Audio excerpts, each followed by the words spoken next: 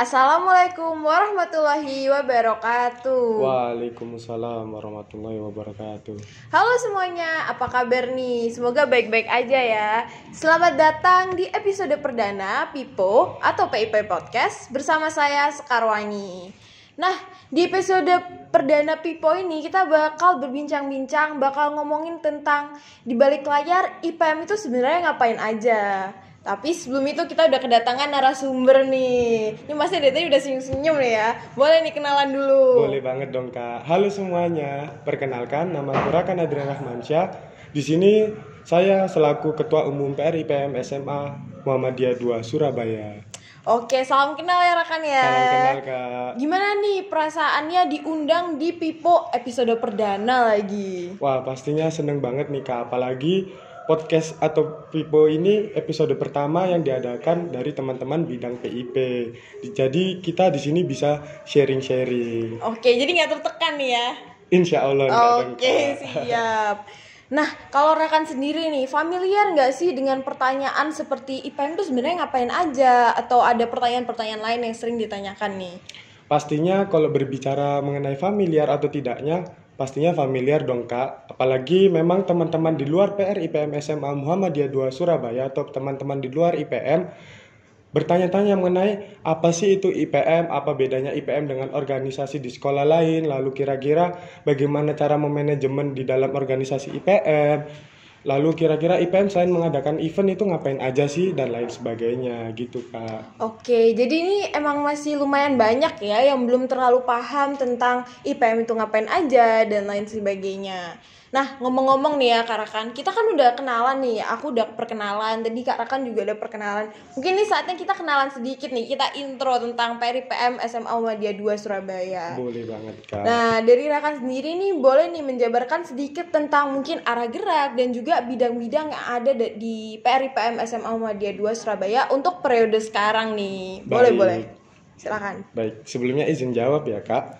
Untuk arah gerak sendiri, yang pertama di sini saya akan menjelaskan atau menjabarkan mengenai arah gerak PR IPM SMA Muhammadiyah 2 Surabaya di periode 2021-2022. Jadi, arah gerak di periode kali ini kita memberi kebijakan PR IPM SMA Muhammadiyah 2 Surabaya periode 2021-2022 diarahkan pada penguatan ideologi IPM, lalu komunikasi baik secara eksternal maupun internal, kekompakan atau kesolidaritasan, juga pengembangan sistem organisasi IPM yang progresif dan efektif, lalu pengembangan serta pemberdayaan pelajar pada pengembangan dan peningkatan mutu kegiatan siswa atau siswi di SMA Muhammadiyah 2 Surabaya. Jadi di arah gerak periode kali ini memang kita fokuskan kepada penguatan ideologi dalam ber-IPM Kak. Lalu komunikasi kita juga tingkatkan karena seperti yang kita tahu di dalam kita berorganisasi pastinya sering atau biasa terjadi yang namanya miskomunikasi Kak. Bener Jadi banget. kita harus perbaiki itu yang namanya Iya. komunikasi. Selain itu juga kita pastinya meningkatkan kekompakan serta kesolidaritasan karena di dalam kita berkelompok, kita berorganisasi, kita bekerja sama pastinya harus dan diperlukan yang namanya teamwork atau kerjasama gitu Kak. Selain itu juga di sini kita mengembangkan sistem organisasi IPM periode ini lebih progresif dan efektif.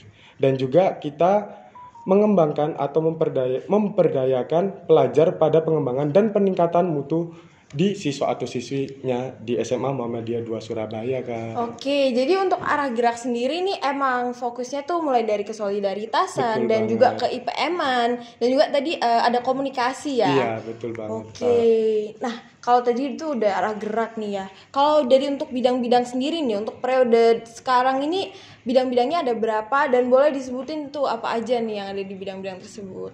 Oke Kak, untuk bidang-bidang di periode kali ini ada 6 bidang Kak. Yang pastinya 6 bidang itu ada beberapa bidang wajib. Yang pertama ada bidang umum atau teman-teman lebih familiar dengan nama tim inti. Lalu selain bidang umum juga ada bidang PKD, perkaderan. Ada bidang KDI, kajian dakwah Islam, lalu ada bidang PIP, pengkajian ilmu pengetahuan, bidang ASBU, dan yang terakhir bidang Hikmawati, gitu Kak. Oke, nah ngomong-ngomong nih ya, untuk bidang umum sendiri nih, di periode kali ini tuh komponennya ada siapa aja nih, ada apa aja? Oke, untuk bidang umum di periode kali ini, kita yang pertama pastinya ada ketua umum, saya sendiri, lalu yang kedua ada sekretaris umum, lalu yang ketiga ada bendahara umum, dan yang terakhir ada wakil bendahara umum 1. Oke, jadi di sekarang ini untuk periode sekarang ini ada 4 komponen ya. Iya, betul. Kalau periode lalu tuh kalau nggak salah ada 3 komponen nih ya. Iya Kak, periode lalu cuma 3 komponen. Oke, jadi emang bisa di-adjust, bisa disesuaikan ya dengan situasi dan kondisinya Iya, ya. bener banget. Jadi memang untuk komponennya kita sesuaikan dan kita aplikasikan sesuai kebijakan di periodenya gitu Kak. Oke, nah kalau tadi nih kita udah kenalan mulai dari arah gerak dan juga bidang-bidang. Kan di sini nih teman-teman tuh sering kepo nih, IPM tuh sebenarnya selain event tuh ngapain? Iya. Atau kontribusinya ke teman-teman tuh sebenarnya harusnya ngapain sih? Nah, mungkin nih Rakan nih selaku ketua umum bisa menjabarkan sedikit tentang peran atau tanggung jawab PRIPM Smamda Surabaya ke warga-warga Smamda. Oke, Nih. berbicara mengenai peran atau tanggung jawab, yang pertama pastinya kita sebagai anggota PRIPM SMA Muhammadiyah 2 Surabaya atau anggota IPM berperan dan berkewajiban sebagai contoh atau teladan siswa atau siswi di sekolah tersebut, terutama di Smamda Surabaya. Dan juga selain itu kita, selain mengadakan event-event, mengadakan kegiatan-kegiatan yang sifatnya event mungkin dan sejenisnya, kita juga berperan dan berkewajiban mengadakan yang namanya media aspirasi bagi warga Smamda untuk menjadikan Smamda lebih baik ke depannya gitu Kak. Jadi ini kontribusinya itu adalah sebagai media aspirasi Betul warga banget. Smamda dan juga sebagai perantara ya Iya, antara betul banget, warga Kak. Smamda dan juga guru-guru nih. Ya, Oke, kalau ngomong-ngomong nih ya, sebagai perantara, sebagai media aspirasi, sebagai wadah, ada nggak sih contoh program kerja yang menggambarkan poin tadi itu? ada pastinya Kak. Cuman kayaknya untuk program kerja aku beri contoh beberapa aja Iya, ya Kak. boleh Soalnya banget. kalau banyak takutnya ini kelamaan Iya. nanti. Ya, untuk contohnya yang pertama ada KOAS. Itu singkatan dari Kota Aspirasi yang dimana program tersebut dilaksanakan oleh teman-teman di bidang PKD atau perkaderan. Nah, untuk KOAS sendiri di situ teman-teman menjadikan media atau teknologi yang ada sebagai wadah siswa atau siswi Semamda serta warga Semamda untuk menyampaikan saran, kritik serta masukannya agar Semamda bisa jadikan itu pertimbangan dan menjadi lebih baik ke depannya gitu Kak. Oke, jadi ini ada KOAS gitu ya. Kalau KOAS sendiri ini merupakan program kerja rutin tahunan atau merupakan program kerja inovasi baru di periode sekarang ini? Sebetulnya untuk KOAS sendiri di periode lalu sudah coba dicetuskan Kak, akan tetapi belum maksimal untuk menjalankan atau melaksanakannya. Akhirnya kita di periode kali ini berusaha untuk melaksanakan dan mengadakan itu dengan maksimal dan sesuai sasaran yang akan kita tuju begitu Kak. Oke, jadi memang udah pernah diadakan ya dan diadakan lagi nih. Betul banget. Kalau tadi kita udah ngomongin soal soal program kerja dan juga soal peran dari PRIPM Smamda Surabaya.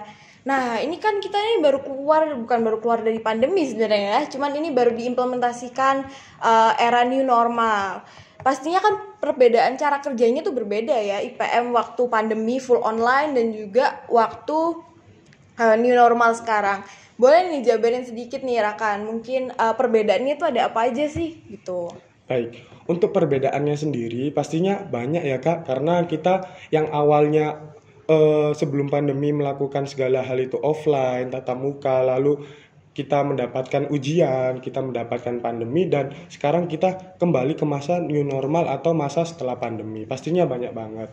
Perbedaannya yang pertama, di masa pandemi pastinya kita lebih menyesuaikan, yang dimana sebelum pandemi kita melaksanakannya secara offline, tatap muka, kumpul bareng-bareng, dan akhirnya dengan adanya musibah pandemi dan adanya kebijakan dari pemerintah untuk tidak boleh berkerumun, tidak boleh bertatap langsung, akhirnya kita menyesuaikan situasi yang ada. Karena kita di IPM sendiri itu tidak boleh terpatok pada satu hal. Kita harus bisa kreatif, bisa menyesuaikan keadaan yang ada, menyesuaikan zaman dengan memanfaatkan segala sesuatu agar kita bisa jadikan itu sebagai inovasi yang baru. Bener banget. Jadi emang IPM tuh harus mudah beradaptasi, Betul harus banget. kreatif juga. Berarti seneng ya ini sekarang udah bisa bertatap muka nih Iya, ya. seneng banget nih pastinya Oke. bisa ketemu dengan teman-teman yang Oke, lain. siap. Jadi bisa ketemu nih.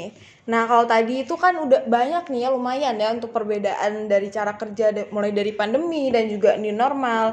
Mungkin bisa dijelasin sedikit dari proses tersebut, kendala-kendala atau masalah yang dihadapi. Monggo. Kendalanya pastinya banyak sih ya Kak. Yang pertama, kita yang biasanya ketemu langsung dan akhirnya menyesuaikan dengan daring, dengan media online. Pastinya yang pertama miskomunikasi. Akhirnya kita di bidang umum mengambil kebijakan mengenai komunikasi tadi Kak. Karena di dalam berorganisasi atau bekerja sama di tim itu tidak luput dari yang namanya miskomunikasi, apalagi pastinya teman-teman juga harus pintar-pintar manajemen waktu karena di masa pandemi dari yang saya dengar cerita teman-teman itu pastinya banyak tugas. Waduh, relate banget saya kalau itu ya. Banyak kegiatan lain yang bertabrakan. Akhirnya kadang kita berusaha menyocokkan waktu antar anggota satu dengan yang lain gitu Kak. Benar. Oke, siap. Oke, jadi ini untuk proses adaptasinya memang melalui beberapa proses ya. Betul banget. Dan juga biasa kan kalau misalnya ketemu online sama offline tuh rasanya beda ya. Beda. Juga kayak apa awkward gitu awalnya ya. Nah, kalau tadi ini udah jelasin dikit tentang proses adaptasinya nih, terus udah jelasin tentang kendala-kendala yang dihadapi. Kita ngomongin sedikit tentang program kerja, tentang seperti event atau program kerja sosial media. Biasa untuk tahap-tahap proses realisasi program kerja itu gimana sih? Ini mungkin banyak yang kepo juga nih ya.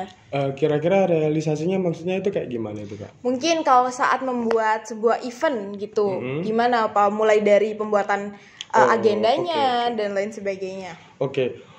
Jadi kalau kita teman-teman IPM mengadakan event atau kegiatan-kegiatan sejenisnya, pastinya yang pertama kita membuat atau membentuk kepanitiaan. Mulai dari timpel atau tim pelaksana, mulai dari si acaranya, si pubdekdok, publikasi dekorasi dokumentasi, lalu ada juga si perlengkapan, si konsumsi dan sejenisnya sesuai event yang kita adakan gitu Kak. Oke, terus setelah pembentukan kepanitiaan nih, berarti ini ada berapa nih biasa panitianya? Kalau kepanitiaan biasanya kan ada timpel, si acara, pubdekdok, perlengkapan, konsumsi itu yang biasanya, yang istilahnya wajib lah kalau di dalam event. Jadi ada 5. Oke, jadi tadi udah habis pembentukan kepanitiaan.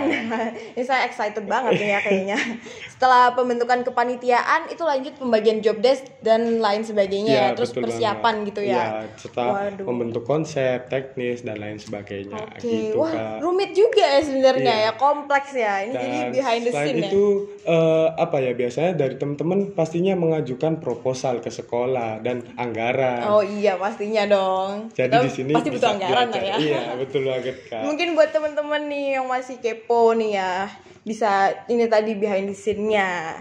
Nah, kalau tadi ini proses realisasi, terus udah dijelasin ya tahap-tahapnya juga. Pastinya dalam proses realisasi, mulai dari rapat atau mungkin pengajuan proposal, apa sih loophole masalahnya yang sering dihadapi saat pelaksanaan atau persiapan kegiatan-kegiatan gitu? Kalau permasalahan atau kendala mungkin ya Kak, yang pertama pastinya kita menyesuaikan waktu antar anggota tadi Kak. Lalu yang kedua, kita juga selain menyesuaikan antar anggota, kita menyesuaikan waktu dengan pembina dan pihak guru. Karena kita yang istilahnya masih mengemban amanah sebagai siswa dan mengajukan atau membutuhkan juga bantuan sekolah terkait anggaran, itu kita harus sering-sering komunikasi dengan pihak-pihak guru. Karena selain kita butuh bantuan beliau juga memiliki hak untuk tahu apa sih yang kita laksanakan, kira-kira bermanfaat atau tidaknya, dan sasaran yang kita tuju sesuai atau tidak, dan lain sebagainya gitu Kak.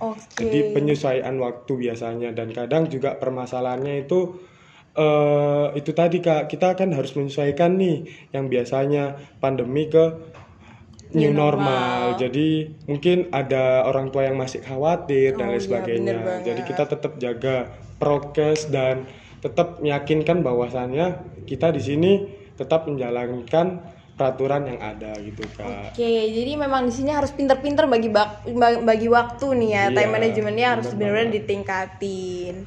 Terus jangan lupa izin loh ya kalau misalnya rapat dan lain sebagainya pastinya.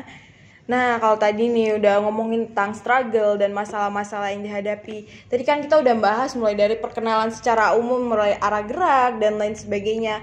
Di luar poin-poin tadi nih, dari Rakan sendiri mau apa yang disampaikan, seperti teman-teman biasanya tuh salah mengartikan apa sih yang tentang IPM dari pengalaman atau seobservasinya Rakan nih? Oke, berbicara mengenai IPM di mata khalayak umum gitu ya Kak. Teman-teman di luar IPM, terutama di PR IPM SMA Muhammadiyah 2 Surabaya, biasanya sedikit salah mengartikan. Teman-teman dari yang saya dengar ya Kak, biasanya IPM itu kok cuman apa ya, istilahnya ngadain event aja sih. IPM kok cuman kerjanya gitu-gitu aja, rapat, terus Iya. diskusi, ngadain event, buat proposal, anggaran.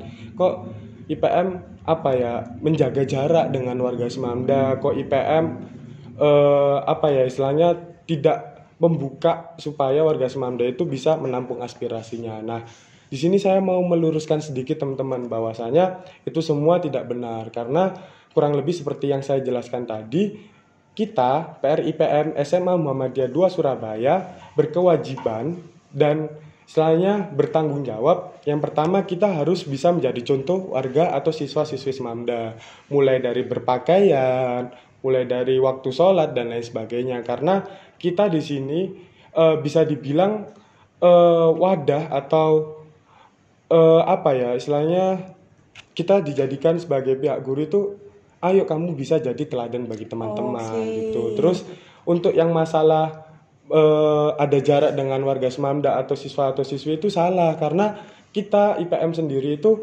harus dan apa ya, kita harus berkewajiban juga untuk membuka wadah atau media aspirasi bagi warga Semamda itu tadi Kak. Dan kita di sini sangat-sangat terbuka luas kok Kak untuk teman-teman yang mungkin mau curhat mengenai mungkin ada guru yang kurang sesuai, atau mungkin ada pelajaran yang apa ya, istilahnya kurang maksimal menyampaikannya, atau mungkin ada yang mau dikeluh kesahkan terkait Semamda atau IPM sendiri. Kita teman-teman IPM itu sangat terbuka kok Kak, gitu. Oke, jadi tadi emang sebagai perantara nih ya, antara IPM dan juga antara teman-teman Semamda dan juga guru emang harus terbuka ya. Iya, betul banget. Oke, kalau tadi kan Rakan udah mengklarifikasi nih, udah meluruskan. Dari Rakan sini kan sebagai ketua umum IPM itu, PR IPM Semamda Surabaya, harapannya ke depannya tuh gimana nih antara hubungan sama teman-teman Semamda lainnya? Oke, kalau dari saya pribadi, dari aku pribadi berharap pastinya IPM di periode ini semakin progresif dan semakin lebih baik ke depannya. Apalagi kita mulai masuk di masa new normal, yang dimana kita harus bisa tetap memanfaatkan teknologi yang ada, tetapi mengaplikasikan atau mengimplementasikannya di masa sekarang. Terus saya berharap teman-teman di luar IPM dan teman-teman yang ada di IPM itu semakin erat silaturahminya dan tidak ada jarak di antara kita. Serta saya berharap tidak ada istilahnya isu-isu atau apa ya, kasarannya omongan-omongan yang kurang tepat mengenai IPM gitu Kak. Jadi kita coba teman-teman klarifikasi dulu apakah benar IPM seperti itu, karena kita sebetulnya terbuka kok Kak. Oke, semoga harapan-harapannya tadi bisa terkabulkan. Amin. Dan sukses selalu buat PR IPM SMA Muhammadiyah 2 Surabaya. Amin. Dan pastinya sukses selalu buat Rakan nih selaku ketua Kak. Umum. Sukses selalu juga Kak. Amin. Makasih banyak nih udah sharing-sharing di Pipo tentang IPM, dan semoga tadi apa yang disampaikan bisa menjadi informasi yang bermanfaat. Nah teman-teman, itu tadi episode perdana dari Pipo. Dan sebelum aku tutup, buat teman-teman yang masih kepo atau pengen tahu tentang PR IPM SMA Muhammadiyah 2 Surabaya, bisa langsung aja nih follow TikTok dan Instagram kita only on @PRIPM9SBY. Saya Sekarwangi, izin undur diri. Terima kasih banyak yang udah dengerin sampai akhir. See you on the next episode. Nun wal kalami wa mayasturun. Wassalamualaikum warahmatullahi wabarakatuh. Bye bye.